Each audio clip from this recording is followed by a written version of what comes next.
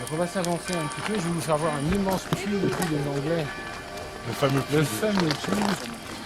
Bon, évidemment, aujourd'hui, comme on est dans une situation de responsabilité zéro, on est des grilles, j'ai peur que les gens prennent des erreurs.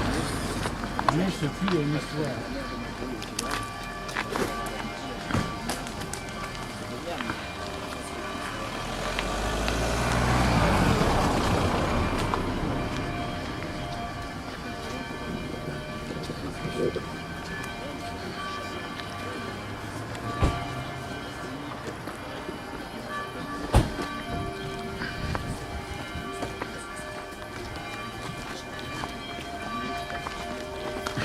Alors ce que vous voyez au fond, là, c'est une rivière. Cette rivière, elle est sporadique. C'est-à-dire qu'elle ne sort pas tout le temps. C'est mystique ça. Ah ouais, complètement. Mais elle est en train de couler là, mais au-dessous, au fond. Elle coule à peu près à 10-15 mètres sous le niveau de la pierre. Et quand on va s'approcher, on a l'impression qu'il n'y a jamais eu d'eau là. C'est une espèce de rivière de pierre.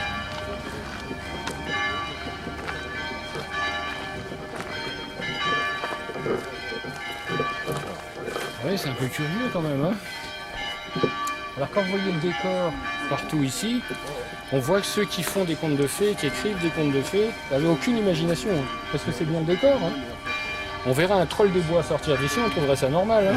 Hein. Ou des petits gnomes, du petit peuple ici partout, on trouverait ça complètement normal. Donc il faut savoir que c'est ici que la ligne du monde est la plus forte. Si on restera là quelques instants, on sortirait cette oppression. Alors, ce qu'on va faire, on va continuer le chemin, on va se mettre sur un pont qui chevauche cette rivière. On va voir ce qui se passe. Ok. Ça va? Je vais vous amener au puits des Anglais Je sais d'abord. pas si on va dans le creux de la rivière. Bah, pas plus que ce qu'on sent ici, il n'y a pas tellement de différence. Mais là, ce qu'on va faire, c'est qu'on va aller vraiment à un endroit qui est dessus. C'est comme si on allait dessus, quoi. Vous verrez, c'est la meilleure manière sans rendre compte. Regardez la ville, c'est pas mal, non? Ouais. Wow. Oh putain. Donc, encore une fois, il fallait être motivé pour construire là. Hein. Ça veut dire que si on a construit là, c'est qu'on avait quand même une idée derrière la tête. Ouais, parce que c'est pas vraiment l'emplacement pour une ville. Ah, c'est pas le plus facile. Hein.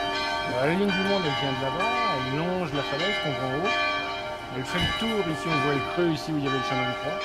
Elle rentre à l'intérieur de la ville par le couloir qu'on a pris. Et elle redescend comme on l'a fait, en cascadant à travers le chemin qu'on a suivi et en allant de l'autre côté. Et c'est ce qu'on fera, je vais vous amener jusqu'à la fontaine, puis on va revenir par l'autre côté dans la ville, c'est-à-dire par où la ligne du monde débouche. Avant, on va aller ici. On va vous donner une idée de la taille de ce puits et à quel niveau est l'eau.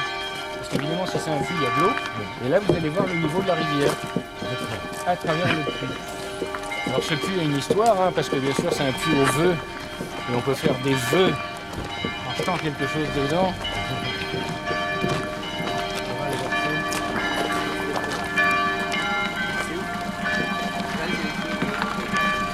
Excusez-moi, Patrick.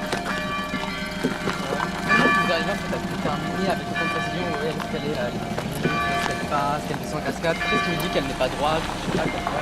On n'a pas de raison, déjà ça peut dire. Comment on pourrait fabriquer des instruments de mesure qui vont voir ces résonances. Un instrument de mesure, c'est-à-dire la résistance, par exemple, à un endroit particulier d'un matériau. Je prends un caillou à un endroit, il a une résistance, je le prends en dehors d'une ligne du monde, il n'a pas de résistance. Enfin, il n'a pas la même. Donc il se passe quelque chose d'autre. Voilà où est l'eau. Attention si vous penchez aux lunettes, parce que si elles tombent, on ne va pas les chercher. Ça marche. Alors vous voyez, quand je parle, écoutez, vous entendez, ça répond en bas. Ouais. Il y a évidemment de l'écho. Oh. Alors évidemment, les anciens imaginaient qu'il y avait à l'intérieur une ondine. Les ondines, c'est les élémentaux de l'eau. L'alchimiste dit bien qu'il est capable d'invoquer une salamandre pour augmenter son feu, donc il croit qu'il y a un esprit dans le feu. Il peut aussi bien croire qu'il y a un esprit dans l'eau. Et à ce moment-là, évidemment, les ondines, elles ont des capacités que nous n'avons pas, nous humains. Elles sont capables de faire pleuvoir quand il ne pleut pas. Elles sont capables d'arrêter la pluie. Donc évidemment, elles demandent quelque chose en échange. Donc c'est pour ça qu'on dit on jette quelque chose et on fait un vœu. Alors est-ce que c'est vrai? J'en sais rien, c'est peut-être l'occasion. Hein. Si vous avez quelque chose à demander. On ne sait jamais, hein. Quel suspense insoutenable. Vas-y. Donne. C'est vrai? Vas-y, fais. Qui c'est veut? Il faut quelque chose à nous. Faut compter hein, le temps que ça avait pour tomber. Ah, ça va, c'est bon, hein, ça fait des ronds. Ça tombe bien. Alors en dehors du fait que ça soit ici un endroit où il y a une ondine et que l'eau soit si bas, à l'origine c'était le puits des Anglais, c'est-à-dire que les armées anglaises qui voulaient envahir là-haut avaient besoin d'eau. Parce que c'est ce qui manque le plus dans la région. Hein. Donc ils ont creusé ce puits, regardez la taille du puits, il fallait être motivé quand même. Heureusement, ils n'ont jamais réussi à prendre en haut. Maintenant ils viennent en... Ah, ils n'ont jamais réussi. Ils n'ont jamais réussi à historiquement. prendre, historiquement. Maintenant ils viennent en vacances, ils ont réussi maintenant. Maintenant ils viennent en voiture. Ils achètent des maisons de moins en moins, de moins en moins. On va continuer le chemin et on va aller à la fontaine miraculeuse. On est proche d'une route. On est à 150 mètres du cœur de la ville. Regardez. On est dans un autre monde, non? On voit que l'ambiance est déjà différente. L'atmosphère est différente. Vous allez voir un peu plus loin, on va voir la falaise ici. Vous allez voir la puissance de cette falaise. On voit comme c'est écrasant, l'énergie du lieu, comment c'est incroyable. Il suffit de rien, hein. Juste approcher et de regarder. Regardez. Vous voyez cette puissance, ce côté écrasant un peu. Alors entre parenthèses, vous voyez bien la croix. Et voyez au pied le crochet dont je vous parlais tout à l'heure. Vous voyez le petit crochet? C'est là qu'était attaché le câble qui allait de l'autre côté où il y avait la nacelle qui permettait de faire l'ouverture.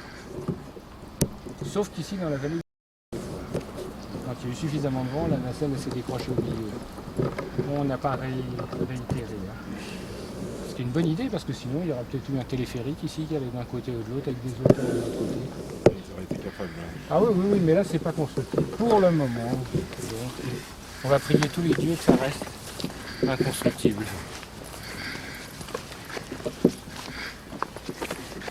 Alors c'est là où on va sentir un peu qu'on est porté par quelque chose, on sent ce fouille encore. Hein. Vous voyez qu'on est prêt, regardez comment on est là, on est prêt à marcher là. Hein. On va à Saint-Jacques là. Hein. Regardez, vous êtes des vrais pèlerins, j'espère que vous avez rien à faire dans les 6 prochains mois. Hein. Parce que là si on est parti, on est parti. Hein.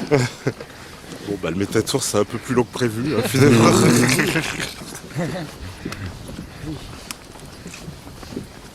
Mais méta, ça veut dire grand. Donc, ça va être plus grand, ça tombe bien. Vous voyez comme on est déjà sorti du côté purement touristique. Hein. Il a suffi de rien. Hein. Ouais, on a juste pris un escalier. Voilà. Mais c'est toujours on se comme ça. retrouve dans un autre monde. Et c'est un grand enseignement. C'est la notion du temple visible et du temple invisible. On peut être dans la même pièce, tous les deux. Il y en a un qui va être dans une réalité juste à côté, et l'autre qui va rester dans la réalité ordinaire. Il y en a un qui va percevoir des choses et l'autre qui va rien percevoir, et pourtant on va dire on est au même endroit. C'est vrai et c'est faux. Il y a des moments où vous sentez bien que vos perceptions sont différentes, on a l'impression d'être dans un autre monde. Et là vous avez votre voisin qui regarde sa montre.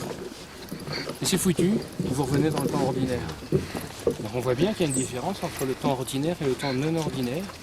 Et l'idée de toute magie ou de tout lieu, c'est de passer justement comme ça d'un monde ordinaire à un monde non ordinaire ou extraordinaire. C'est pour ça qu'il y a des rituels, c'est pour ça qu'il y a des lieux qui nous permettent justement de passer de l'un à l'autre. Et c'est pour ça que je disais tout à l'heure que les livres d'alchimie n'ont aucun intérêt, en tout cas d'enseignement à l'intérieur. Par contre, ils ont tout intérêt en nous mettant dans un état particulier. Et quand on est dans cet état particulier, alors évidemment on passe dans un temple non ordinaire, c'est-à-dire dans un espace de perception non ordinaire, où là on peut voir des tas de choses qu'on ne voyait pas avant. Et la clé, c'est le livre. Mais c'est pas ce qu'il y a dedans, c'est le livre. C'est pour ça que c'est beaucoup plus intéressant d'avoir des livres d'époque que des copies, même s'il y a la même chose. Le livre d'époque, il est passé entre les mains de ceux qui ont travaillé. Il y en a qui ont mis des annotations, ils sont allés dans un laboratoire. Ça veut dire que ça devient un objet magique qui, lui, a comme vertu d'être entre plusieurs réalités. Qui fait que quand j'ai ce livre, même si je ne comprends rien de ce qu'il y a dedans, eh bien, je suis déjà dans une autre réalité. Et ça, c'est intéressant. Et c'est pour ça que les objets qui sont des objets anciens, c'est pas seulement du snobisme de les avoir, mais c'est un vrai effet. Il se passe vraiment quelque chose. On va s'enfoncer un peu plus encore. Là, on va voir un ancien moulin. Alors ici, avant, ça s'appelle Rocamadour, ça s'appelait le Val Ténébreux.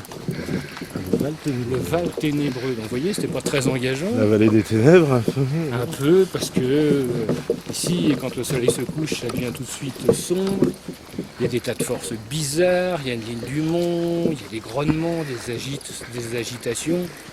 Donc très vite, on se sent dans une autre réalité qui n'est pas forcément la nôtre. Ici, l'endroit où on va, ça s'appelait Roque Fraîche. Le rocher froid. Alors peut-être que c'était très agréable quand il faisait très chaud, mais en plein hiver, on voit que c'était un endroit qui n'était pas forcément accueillant ici. C'est un peu comme tout ce qui se passe dans la région, ça se mérite. On est accueilli par la terre ici, ou pas. Mais si on n'est pas accueilli par la terre, alors j'aimerais vous dire qu'elle le fait savoir. C'est un peu comme les gens d'ici, ils sont rugueux. Hein, quand on entend l'accent d'ici, on va passer par là. Quand on entend l'accent d'ici, on voit pourquoi ils poussent que des cailloux. C'est-à-dire qu'en fait, il y a des moutons ici avant qu'on ait des gens. Vous avez que des moutons, parce que évidemment, avec ça, qui font des œufs de tout. Ça, c'est un ancien magasin. J'oserais dire dans la langue des oiseaux, c'est un moulin avant. Il a un fou avant et avant. Il y a un sac là-dedans. Vous allez voir l'ambiance qui va encore changer. On va encore se trouver dans un autre monde ici.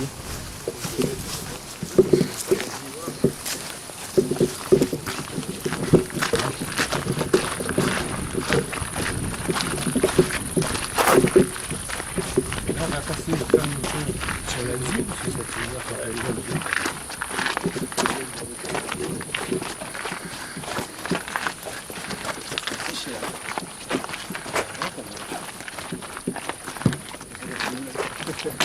Voilà, ici vous êtes en plein sur la ligne du monde. Celle qui vient de là-bas puis qui descend ici. Et je vous rappelle qu'il y a 10 minutes, on était au milieu d'un lieu complètement agité avec des gens partout, des vendeurs de saucisses. Regardez ici. Si vous êtes attentif quand je vais me taire, vous allez entendre un grondement.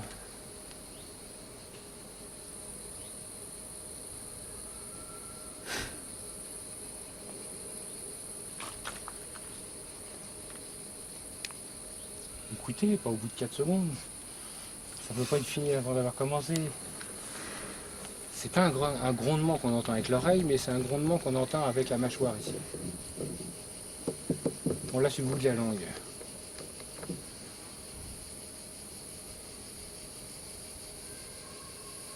Comme quelque chose qui roule, comme un métro qui passe dessous.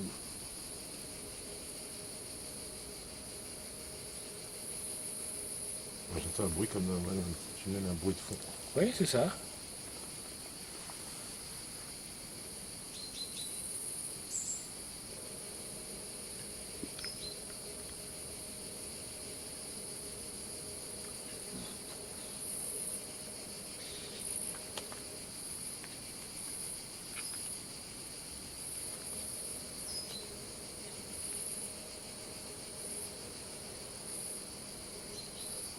Il y a un rythme. Hein. Alors on n'entend pas, on est plus ou moins sensible. Si votre sens majeur c'est autre chose, vous entendrez moins. Mais si vous êtes attentif, vous allez voir qu'il y a vraiment une vibration, un grondement, quelque chose finalement de perceptible. Pas forcément d'audible, mais de perceptible. C'est la ligne du monde qui fait ça. C'est-à-dire qu'il y a bien un fluide qui s'écoule ici. Il n'est pas mécanique, il n'est pas matériel, mais c'est comme une onde. Et on va entendre le rythme. C'est la musique de la Terre. Des fois on l'entend beaucoup plus fort que d'autres. Alors ça veut dire qu'être ici aussi, c'est être ballotté par ça. C'est être mis dans cette résonance. On est un peu comme un tapis qu'on secoue, quoi. Alors on va le sentir, même chose que dans le tourbillon qu'il y avait là-haut, c'est que petit à petit on va sentir ces oscillations, et puis cette envie de... Si on est debout, vous allez sentir ça tire dans les mollets. C'est comme s'il y avait quelque chose qui vous tirait vers le bas. C'est très fixant.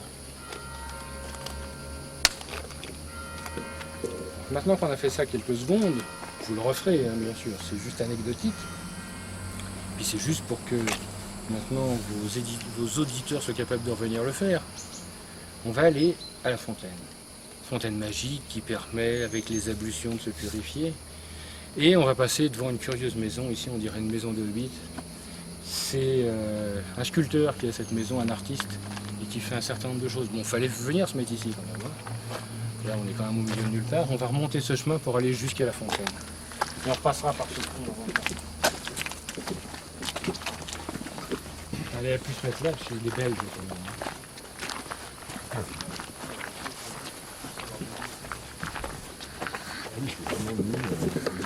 Ah là, c'est vous voyez, il fait des trucs organiques. Hein. Vous voyez le lampadaire qui monte lumière.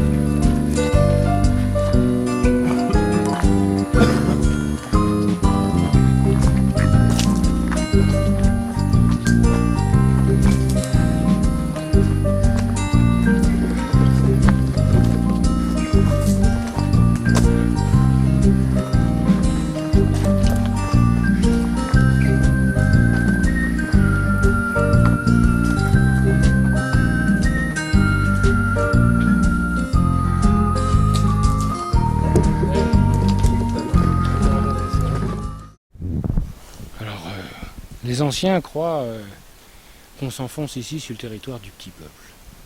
Alors qu'est-ce que c'est le petit peuple?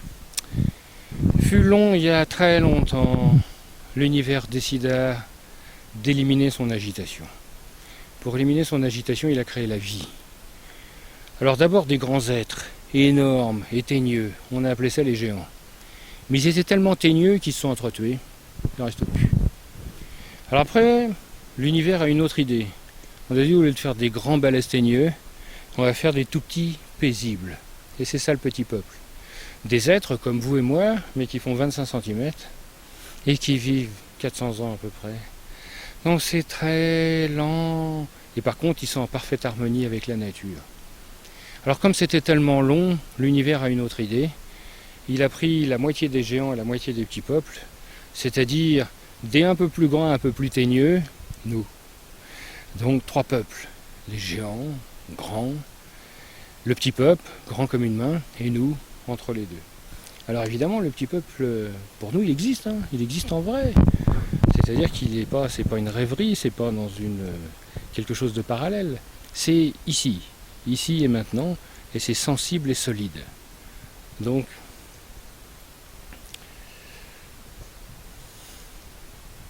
voilà, donc on pourrait imaginer qu'ils se nourrissent, qu'ils respirent, qu'ils font la cuisine. Alors il y a plein de légendes, plein d'histoires sur ce petit peuple.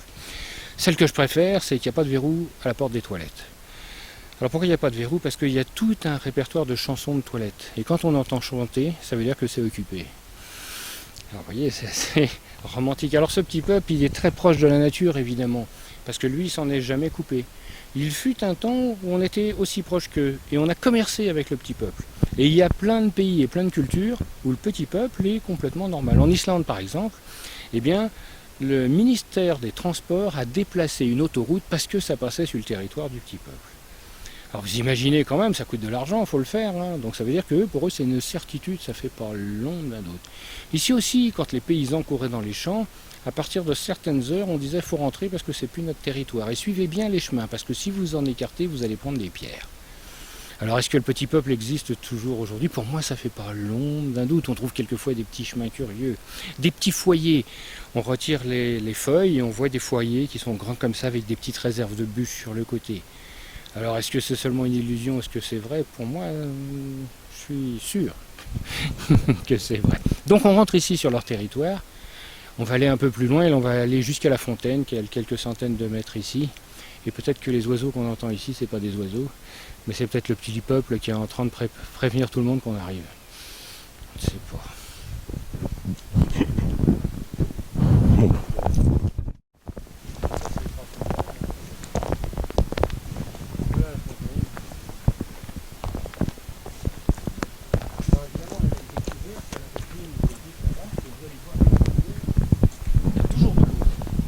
N'importe quel moment, il y a toujours de l'eau. Et cette eau est toujours fraîche et toujours transparente. Donc traditionnellement, on s'ablutionne, on peut même en boire un peu. Et elle a la réputation d'être imputrescible. C'est-à-dire que vous prenez cette eau, vous la ramenez chez vous, à condition de la mettre dans un récipient en verre, elle ne tourne jamais.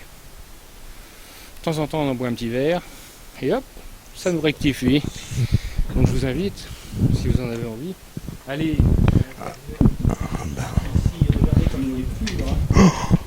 Incroyable. Elle est transparente, mais tu vas pas voir grand chose malheureusement. Mais...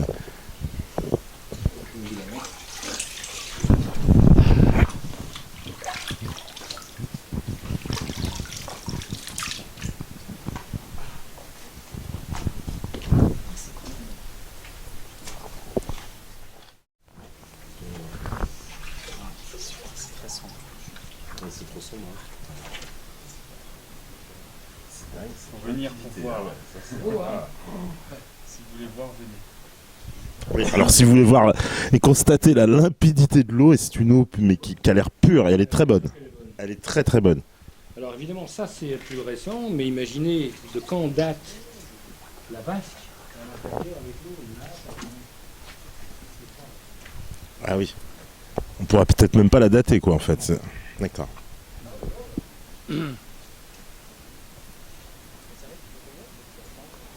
Ah bah ouais. Mais ce qui m'a amusé lors de notre balade là, c'est de vous amener dans des endroits pas connus. Voilà, je disais ce qui m'a amusé, c'est de vous amener dans des endroits moins connus. Parce que évidemment, Rocamadour, c'est facile d'aller là. Mais là, faire le petit chemin qu'on a fait ici, je suis sûr que ce soir vous serez différent de ce matin. Et surtout, n'oubliez pas tout ce qu'on a fait, puisque on a commencé très loin, on a commencé au Dolmen, on est arrivé ici par la vallée, on est arrivé par le haut, on a traversé toute la ville, on est descendu à fond de vallée, on est arrivé jusqu'à la fontaine et maintenant on va retourner dans la ville par un autre chemin. On a fait un vrai périple, on a fait un vrai pèlerinage. Et ce pèlerinage, on peut le faire sans modération. C'est-à-dire autant de fois que vous voulez, rester autant de temps que vous voulez à différents endroits, venir ici dans cette fontaine, goûter l'eau ici à chaque seconde, y rester. Comme quand on était sur le pont, vous pouvez y rester 1 heure si vous avez envie. Nous, évidemment, on est dans un périple, mais tous les lieux qu'on a vus, le dolmen qu'on a vu là-bas, vous pouvez y rester la journée. Vous restez un moment, paisiblement, vous écoutez ce qui se passe. Chaque étape qu'on a fait, évidemment, peut s'inscrire dans notre propre pèlerinage. Et peut s'inscrire soit des gens qui cherchent quelque chose, soit des gens qui cherchent juste la paix. J'ai passé un mauvais moment, j'ai eu beaucoup de stress, j'arrive ici, je fais ce périple, vous allez voir, je vous en garantis tous les bienfaits. Et en terminant, vous récupérez de l'eau dans une bouteille en verre, vous ramenez ça chez vous, puis quand vous avez un petit coup de blues de temps en temps chez vous, hop, un petit verre de cette eau, et vous allez voir, vous allez vous retrouver dans les mêmes conditions à cette fontaine. On a dû amener une bouteille en verre. Il est encore temps, il sera encore temps d'y revenir. J'ai le thermos, voilà. Le thermos, c'est du verre. Mais après, vous pouvez redescendre. Oui, vous pouvez redescendre quand vous voulez. Maintenant, vous savez où c'est. Il suffit de descendre à fond de vallée ici en voiture. Vous garez juste là, montez ici avec des bouteilles, puis en récupérez. Donc après, c'est bien de faire le périple qu'on a fait aussi. La région manquait d'eau, et malgré ça, il y a toujours de l'eau Ouais. dans cette fontaine. Ouais. Et ce qui est très intéressant, c'est que c'est pas une résurgence. C'est-à-dire qu'elle vient pas dessous, mais elle vient dessus. C'est-à-dire que c'est l'eau qui filtre à travers la falaise que vous avez vue qui est en haut. Donc ça veut dire qu'elle est hyper chargée en minéraux, qui est intéressant, mais elle est hyper filtrée aussi. Excessivement pure. Donc celle-là, vous pouvez la boire. Il y a des centaines de personnes que j'ai amenées dans de nombreuses années qui en ont bu, et tout le monde va bien quand même. Personne n'a été malade, donc tout va bien avec cette eau. Alors maintenant qu'on a fait notre chemin, qu'on a fait nos ablutions, on va pouvoir remonter. C'est-à-dire prendre le chemin inverse, qui va nous reconduire à l'endroit où on est parti, mais par un autre chemin C'est-à-dire le chemin par où sortait la ligne du monde, puisque nous on a pris un escalier qui nous a permis de descendre directement, mais sa sortie naturelle, on va aller la retrouver maintenant. Alors, si vous voulez rester quelques instants. Donc il y a quelque chose de remarquable ici sur cette croix, vous voyez ici le rond avec un cœur. Oui. Bon, c'est pas courant qu'on voit ça, hein, un cœur. En plus quand vous regardez la forme, vous avez déjà vu un vrai cœur? Un cœur qu'on a ici là. Il faudrait que ça ressemble à ça. Vous savez le symbole du cœur là, et la pompe, ça ressemble à rien. Pourquoi on a choisi ce symbole pour montrer un cœur? Ça veut rien dire. Parce qu'en réalité, ça, c'est les deux mains qui font ça. Vous voyez, ça ressemble beaucoup plus à un cœur. Et évidemment, quand j'ai les deux mains et que je fais ça, je trouve la voie du milieu. Et c'est ça le vrai cœur. Parce que le cœur, c'est aussi le centre. Quand on parle du cœur des choses, c'est nous, pour l'alchimiste, on parle de vitriol. Et vous savez que vitriol, c'est les initiales d'une phrase. Visita interiora terrae rectificandoc in vine occultum lapidem. Visite l'intérieur de la terre et en rectifiant, tu trouveras la pierre cachée. Et la pierre cachée est au cœur de la terre. Donc, ici au cœur de la croix c'est 4 directions. 4 directions, c'est le creuset la croisée. Au milieu de la croisée, on trouvera le cœur. Ça nous intéresse. Donc vous voyez, pour la réflexion du pèlerin, je parle cette fois de l'alchimiste, eh bien cette croix va nous donner un sens. À nous d'avoir le sacré cœur pour faire ce chemin. Et vous remarquez que le cœur, même le cœur christique, hein, quand il est présenté au centre, pas à gauche, mais au centre. Donc le cœur est bien le centre, donc notre quête est bien le centre. Pourquoi? Parce que le centre, c'est le seul endroit immobile. Et on sait que la lumière peut descendre dans un corps immobile, donc à nous de trouver l'immobilité. 4 directions ne suffisent pas pour trouver l'immobilité. Ça peut se bouger, il faut une 5e. Donc la quintessence. 5 directions permettront de trouver le cœur et pas 4. C'est pour ça que ce que je vous dis n'a aucun sens, puisqu'on cherche l'essence et pas le sens. On va pouvoir continuer notre chemin. Mais je veux dire, on voit vraiment ici qu'on a une frontière, quoi. On a vraiment toute la partie qui était intéressante pour nous, hein, où il n'y avait vraiment personne, où c'était vraiment très dans l'esprit, très spirituel. Puis là, on va rentrer dans la ville vulgaire. Enfin, vulgaire, c'est au sens pas sacré. Donc on va retrouver les vendeurs de saucisses et vous allez voir l'ambiance, dès qu'on va mettre le pied dedans, pouf, on va avoir vraiment cette sensation d'agitation, alors que jusqu'à maintenant on était plutôt dans quelque chose de paisible. Et vous pouvez constater quelque chose, c'est qu'on n'a pas la moindre idée du temps qu'on a passé. On ne mesurait plus le temps, on était vraiment dans autre chose. Là maintenant on va revenir dans le temps qui passe.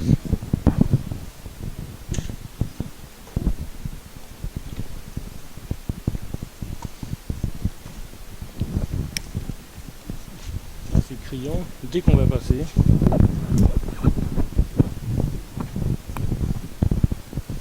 Vous voyez, instantanément, tout, voilà, l'odeur, l'ambiance, les bruits, la lumière même. Hein. Ouais.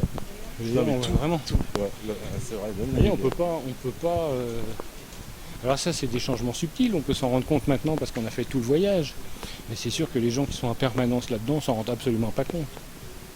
Nous, on s'en rend compte parce qu'on a vu toutes les tonalités. Alors il faut savoir que normalement, nous, on ne remonterait pas dans la ville puisqu'on est des pèlerins. C'est-à-dire qu'on a fait le chemin qu'on a fait. Et une fois qu'on était en bas, on s'arrose avec la fontaine et on part à Saint-Jacques. C'est-à-dire qu'on prend l'étape suivante, ce qu'on n'a pas fait là. Maintenant, nous, on va remonter l'escalier.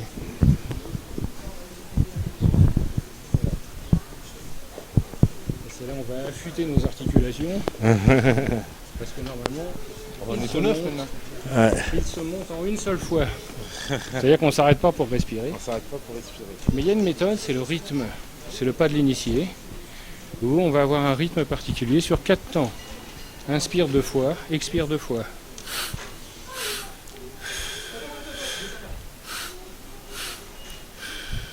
Et si on fait ça, on va arriver en haut avec 0 fatigue. Alors évidemment, le mouvement qu'on va faire va être un mouvement oscillant qui va respecter ce rythme.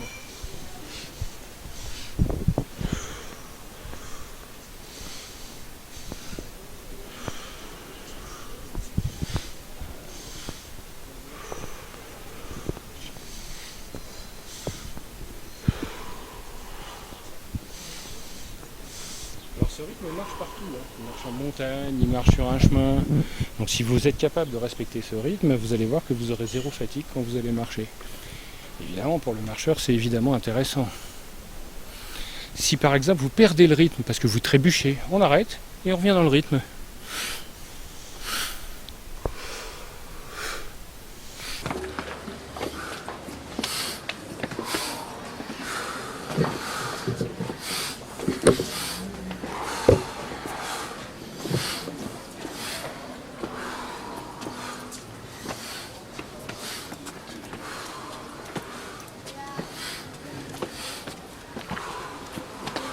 ça dessus le palier pour que vous puissiez déjà avoir un point de vue le sentir.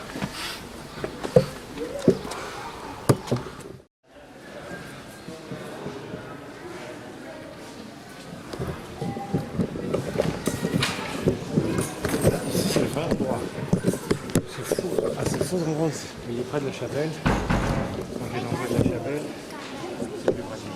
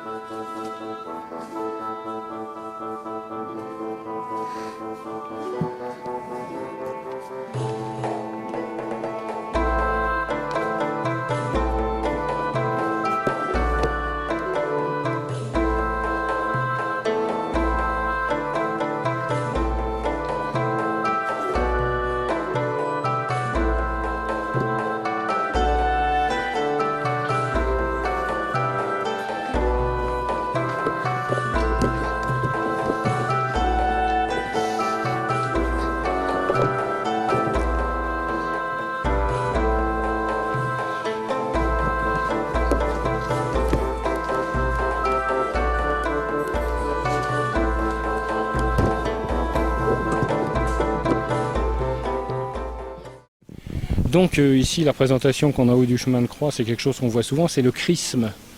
Donc le XP. Et c'est les lettres en grec qui font creux. Donc évidemment le début du Christ. Donc c'est pour ça qu'on a ça. Et après en dessous on a les lettres grecques alpha et oméga. Alpha c'est la première lettre, oméga la dernière, ça veut dire le Christ du début à la fin. Alors évidemment pour nous les alchimistes on a détourné tout ça. Parce qu'évidemment le XP ça fait aussi creux de creuset. Donc on va avoir le creuset aussi, 4 directions naturelles avec le X et le P qui fait la direction verticale, la quintessence. À tel point c'est qu'il y a un alchimiste qui s'appelle Basile Valentin, et ce Basile Valentin il a fait le traité de l'azote. Et on dit mais quel rapport avec ça azote? Bah A, Z, comme du A alpha à l'oméga, du début à la fin. Donc pour nous le chrisme est quelque chose de différent qui représente la pierre au centre du creuset. Maintenant je veux dire pour les chrétiens c'est le Christos, c'est lui qui laisse passer la lumière. On a la clé très intéressante aussi de la transsubstantation que nous on doit comprendre, c'est que vous avez remarqué que le vin de messe c'est du vin blanc. Et c'est bizarre puisque ça représente le sang du Christ. Et quand on demande au curé pourquoi c'est du vin blanc, il dit c'est pour pas tacher les linges. Ce qui est évidemment une connerie. Par contre vous allez faire l'expérience. Vous allez prendre une coupe en or. Et vous savez que le mot or vient du mot hébreu aor qui veut dire lumière. Donc une coupe en or ou dorée. Et vous allez mettre de l'eau dedans, et vous allez éclairer. Et quand vous allez éclairer, vous allez regarder à l'intérieur de la coupe, ça va être rouge. Pourquoi? Parce que la lumière va rebondir sur les côtés de la coupe en or, ça va changer de fréquence, et en changeant de fréquence, ça va changer la couleur. Donc le sang du Christ, c'est la lumière. Et là, ça change tout. D'où la clé très intéressante que nous, on va avoir. Et c'est ce que tout le monde, si tout le monde avait compris ça, et ben, au lieu que le christianisme soit une religion souffrante, ça serait seulement la quête de la lumière. Ce qui nous intéresse beaucoup.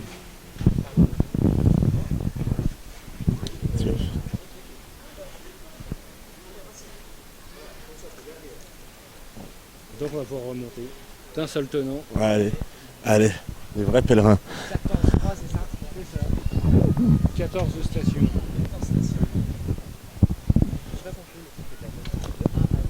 Bah, azote, t'as comme lettre A, Z. Alors voilà, là on se retrouve devant une grotte. On voit au loin en fait la scène, j'imagine, de Saint-Amadou hein, qui est récupérée. Alors c'est quoi? C'est le Christ. Donc, ah oui, on rigole pas avec ça ici. Donc, Saint-Amadou, on n'en sait rien du tout puisqu'on l'a trouvé après. Donc, mais il faut savoir qu'ici, partout, il y avait une grotte. Bon, on est ici dans un lieu assez religieux, donc partout il y a une grotte, on l'a utilisée pour mettre des scènes religieuses. Mais il s'avère qu'à l'origine, cette grotte, elle était naturelle. Et vous voyez, elle est taillée. Pourquoi? Parce que ça a été une mine. Et à l'intérieur, des gens descendaient travailler pendant des siècles. Et à un moment, ils ont eu peur de travailler à l'intérieur parce qu'ils sentaient qu'il se passait des choses étranges. Alors évidemment, nous, on raconte des histoires en disant qu'il y a des forces à l'intérieur de la Terre et qu'ils ont été confortés avec ça. Et étant confrontés avec ça, ils sont partis en courant. Et cette mine n'a plus jamais été exploitée. Donc la seule chose qu'on voit aujourd'hui, c'est cette nativité. Alors une remarque, ce que je vous avais pas dit tout à l'heure, c'est vous voyez ce qu'il y a, les trucs verts là? Et bien en réalité, dessus il y avait des globes et ces globes étaient allumés par du gaz. Donc vous aviez ici des lampadaires partout, non seulement ici mais sur tout le chemin qui l'éclairaient. Et ça c'était dans les années 20. Donc imaginez l'ambiance, hein, faire la descente ici avec des lampadaires éclairés par des becs de gaz, la lumière tremblotante, c'était un peu quelque chose de particulier. Alors quand tout s'éteint et qu'on se retrouve ici face à cette grotte là, c'est la nuit et vous sentez le souffle froid qui monte, on comprend pourquoi ils n'ont pas voulu travailler dedans. Et donc, il y a plusieurs niveaux, c'est ça? Derrière, il y a des failles, hein, c'est-à-dire qu'il n'y a pas que ça. Là, ça masque quelque chose, mais ça ne s'arrête pas au bout. Hein. Il y a des failles, puis on continue à descendre, puisque c'était exploité, on exploitait par niveau. C'est-à-dire qu'on descendait, on faisait des galeries, on descendait, on faisait des galeries, on descendait, on faisait des galeries. Et donc, bien sûr, comme ça a été exploité plusieurs siècles durant, il y a eu plusieurs étages. Alors, ces étages existent toujours, hein, on ne sait pas ce qui se passe dedans. Ce serait intéressant d'aller y voir, mais... On n'a pas le droit. On n'a pas le droit, mais bon, je veux dire, la grille n'est pas très difficile à passer. Maintenant, on ne sait pas ce qu'il y a derrière, hein, puisque les gens ont pu vouloir travailler dedans. Peut-être qu'il y a des trucs qui attendent qu'on passe, justement. On va envoyer des volontaires, on en a. Souvent, comme on dit souvent, les mouches curieuses, il y en a plein, les toiles d'araignée. Je me souviendrai de l'expression. Alors voilà, on est arrivé à la fin du périple, si j'ose dire. Voilà, on a fait notre chemin de croix aussi, un peu, c'est le cas de le dire. Un peu joyeux quand même. Et c'est vrai que c'était extraordinaire, quoi. On a vécu, voilà, on est reparti en fait de la base avec le dolmen de nos voilà, et puis on est arrivé jusqu'ici, on a descendu, on est allé dans la ville, on est allé jusqu'à la fontaine mystérieuse. Enfin, un vrai voyage alchimique en une étape. Ah c'était complètement le but. Hein. Le but déjà, c'est qu'on le vive nous. Parce que c'est toujours facile d'en parler, quand on l'a vécu soi, c'est un peu différent, et surtout de permettre à chacun de le faire. L'idée dans ce genre de choses-là, c'est de semer un petit peu des petits cailloux, et de se dire, quand les gens vont venir ici, ce qu'ils ont pu repérer, ils vont le faire, puis au moins, ils vont regarder, quoi. Et il y a des choses qu'ils vont reconnaître, des choses qu'ils vont vivre, on se dire, tiens, ça c'est... Alors peut-être pas tout, peu importe, mais s'il n'y a rien qu'une ou deux choses qui rendent les gens heureux, c'est le principal. C'est de pas faire une visite bête, quoi. Il y a tellement de gens qui viennent ici, c'est pas du tout de leur faute, hein, mais il y a des millions de gens qui viennent visiter ici, ils descendent dans la Cité Sainte, ils font un tour, ils rentrent chez eux. Là, on a fait quand même un vrai périple. Et surtout, on voit que ce périple, il commence pas dans la ville, il commence loin de la ville. C'est normal parce qu'on est des pèlerins, on vient à pied ici. Donc on a fait un certain chemin, on ne peut pas arriver comme ça tout de suite à l'endroit qui fonctionne alors qu'on n'est pas prêt. Et là, on a eu le loisir et le plaisir de retirer des pots progressivement, pour pouvoir avoir tous les bienfaits. Et on les a eus, on est passé à travers un certain nombre de filtres. On a vu des moments où c'était plutôt lourd, où c'était plutôt, et pas toujours aux endroits où on l'attendait. Souvenez-vous quand on allait voir la chapelle de la Vierge Noire, on peut imaginer c'est une chapelle de la Vierge, ça va être cool à l'intérieur et tout. Pas du tout. Tous les gens viennent déposer ici ce qui est le plus lourd, et évidemment si on nettoie pas, ça reste. Alors quand nous on va se balader à l'intérieur, on l'a senti. Hein, c'était oppressant. Bien sûr. Et on était, ce qui est quand même un comble, c'est que dès qu'on est sorti, tout le monde a fait, vous avez peut-être pas remarqué, physiquement, on a respiré. On fait la même chose quand on sort d'un hôpital. Vous savez, vous allez visiter quelqu'un dans un hôpital, faites l'expérience, vous allez voir, dès que vous sortez, vous prenez une grande respiration. C'est comme si on avait besoin de se nettoyer de quelque chose. Là, c'est pareil. Et puis, une fois qu'on a eu goûté ça, on a pu continuer notre chemin maintenant, puisque on s'est à la fois lavé, on a à la fois marché, on a à la fois déposé des choses, on est prêt maintenant à continuer. On a bu l'eau de la source mystérieuse. On l'a bu, on en a ramené, vous pourrez en boire, on ne peut pas en donner à vos auditeurs, mais on ne peut pas faire du distributeur, mais par contre, à eux de la trouver et venir chercher. Maintenant, voir quand vous vivez, vous, ces expériences et les faire vivre à travers les images que vous avez fait, les paroles qu'on a eues, les gens peuvent quand même être touchés par ça. Et ça, c'est quand même important, parce que c'est une vraie fenêtre finalement. Et les gens qui ne peuvent pas venir peuvent quand même avoir certains bienfaits, rien qu'en écoutant, sans a priori, juste en voyant ce qui passe à travers l'écran. Et je vous garantis qu'il passe des choses. Je pense belle conclusion. Merci Patrick pour cette journée fabuleuse. Et je pense que maintenant un remerciement de toute l'équipe qui était avec nous, parce que il y avait Lies, il y avait Renaud, il y avait Nico, il y avait Atador et Steph bien sûr à la caméra. Et merci beaucoup. Et j'espère que on se reverra à Paris. Sans aucun doute. Je ne vais pas dire que je suis un habitué, mais disons ça me fait toujours plaisir d'aller vous voir. Nous aussi, c'est réciproque. Merci beaucoup. Au revoir.